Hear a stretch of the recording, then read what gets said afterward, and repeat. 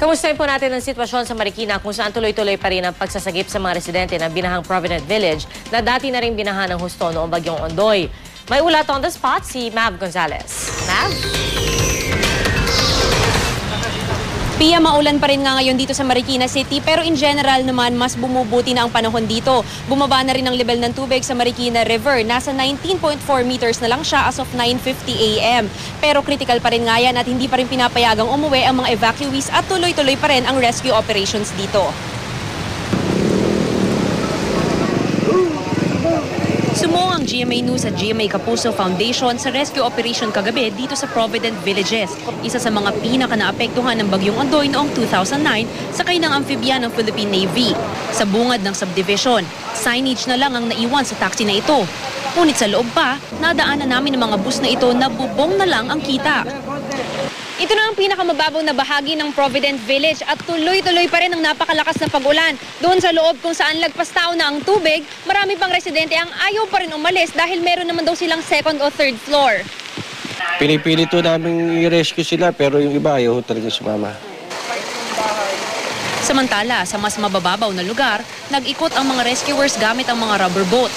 Ang mag-asawang lolo at lola na ito, hating gabi na ng ma-rescue. Kasunod nila ang pamilyang ito na maraming bata. May tubig na ho, hanggang dibdib lang. Grabe rin to, pero yung Ondoy, mas grabe. Yung Ondoy, yung tubig na to, makita nyo, nandito yan. Ngayong umaga, mas bumuti na ang panahon. Sumikat ang araw ng ilang minuto. Ngunit patuloy pa rin ang pagragasa ng Marikina River. Makailang beses namang may dumaang chopper ng Philippine Coast Guard para magmanman sa Marikina area. Pia, sa ngayon nga nasa Provident Villages na rin ang PNP para tumulong sa paglikas.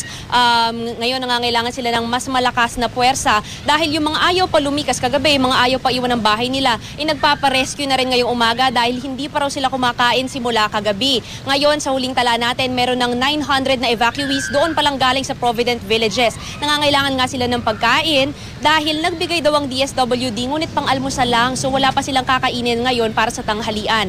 At yan ang pinakamainit na balita mula dito sa Marikina City. Balik sa iyo, Pia.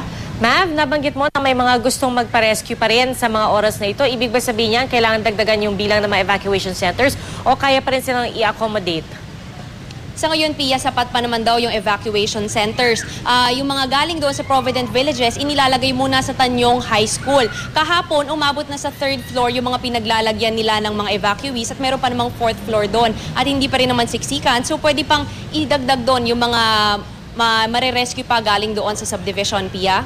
Okay, so Mav, ulitin lang natin yung hinihingi ng mga residente, ready to eat food, tama ba? Tama. Gamot, kumot, o mas pinakakailangan talaga nila sa ngayon yung pagkain?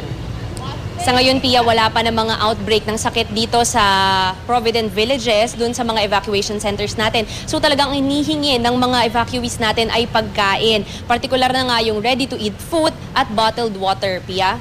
Alright, maraming salamat, Mav Gonzalez.